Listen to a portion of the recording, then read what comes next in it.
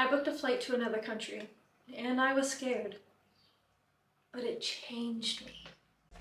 Here's where I belong now, high above the fear and doubt. So no. Traveling solo can feel terrifying. I mean, of course, safety concerns, especially as a woman, loneliness, possible loneliness, because you never know until you do it. And then doubts in yourself, doubts in actual enjoyment in the trip itself, in the location that you chose, especially if it's your first time in that country. I was so close to not going, but a little birdie, hint, hint, my stepmom, really flipped my switch and redirected my mindset into believing that I can and into just leaping, honestly, because it was a leap. I still didn't fully have the confidence to go on the trip, but I said F it, why not? And it's a trip that I've been dreaming of for a couple of years now, so I had to do it. Last year for my birthday, I went to South Korea, and that's a trip I had been talking about for a while. I almost tried to go for something smaller, tried to go for something a little bit easier, but yeah, my stepmom told me, well, she didn't tell me specifically, she kind of said it in the background, but she said, oh, now that you have the opportunity to go, you're backing out, you're second guessing yourself. And I didn't like that. I was like, no, I'm not. And I gave excuses. And then I gave it about a day, and those excuses started to irritate me. And I decided to book the trip. It was incredible. I felt so free. I felt so at peace. Honestly, I didn't want to leave. One of the nights I had went out for my birthday, and I started the night at 7:30. I went bachata and salsa dancing to start off the night. Then I went to the next spot. It was a great time. I was out until 5 o'clock in the morning, hopped on the bus to my hostel, and I was in my hostel by 5:30. I couldn't believe it. I could not believe it, but I'm so proud of myself. That was freaking awesome. Nobody bothered me. Not one person. Everybody was so nice.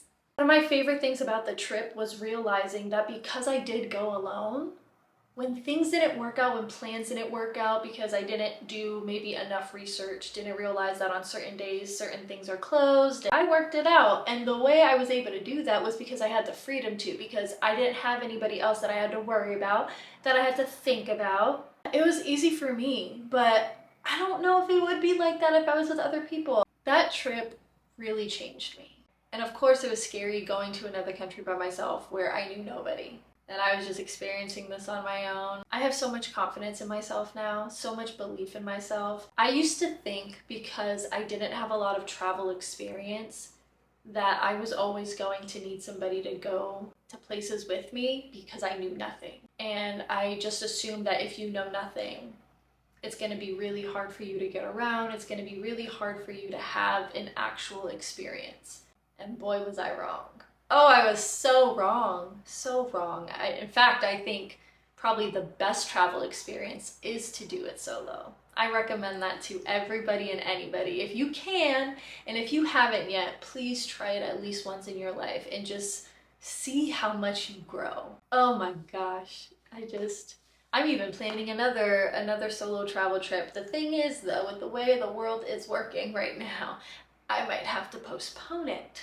There was something else that changed in me, but it didn't change within me until I landed back in LA. I was reflecting back on my trip, how much I enjoyed it, how I was up from sunup to way after sundown and was ready, had the energy, walked everywhere, took the bus everywhere, was out most of the day.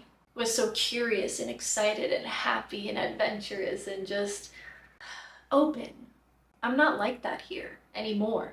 I was, but not to the extent of childlike excitement, of childlike curiosity. The spark that you have in your eye when you're doing something that you love or when you're experiencing something new that's exciting to you. I didn't have that spark anymore here. I've lived here for almost 11 years. It'll be 11 in June. Yet I haven't experienced a lot of here. I haven't experienced a lot of California. How did I lose my spark? I got used to things.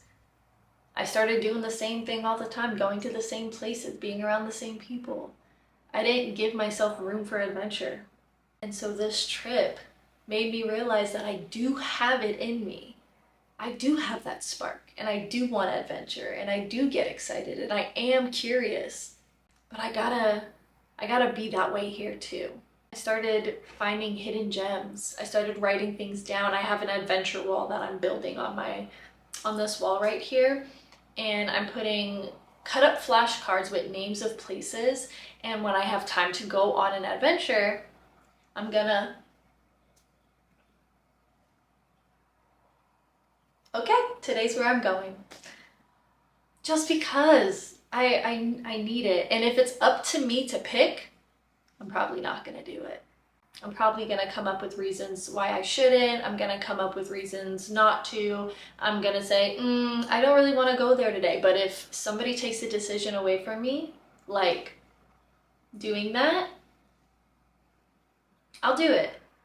Because that's the universe telling me what to do. That's the universe picking it for me and saying, this is where you need to be today. It's just crazy when you realize, like, I shouldn't be only this excited, only this curious when going to another place. I should be like this all the time, because life is an adventure. Life is meant to be lived. Life is meant to be experienced, and that doesn't stop just because you've lived somewhere for so long. Heck, I haven't even experienced places in Massachusetts, and that's where I'm from. I spent 22 years of my life there, and there were places that I still have yet to experience. I should never lose the curiosity. I should never lose the excitement, the adventure, the spark, and that's what changed. Now every day is an adventure, and I'm keeping that spark alive. Get out of your comfort zone. Get out of your hometown. Experience other environments. Experience other people, other cultures, other lives. You will never grow staying in the same spot, surrounding yourself with the same people day in and day out. And I know it's easier if you had somebody with you, but you don't need anybody to go with you. You need to trust yourself, because life opens up when you stop waiting for permission. Book the trip. Be scared, but go anyway. Because the version of you that's waiting on the other side of it is so worth it. Here is where I belong.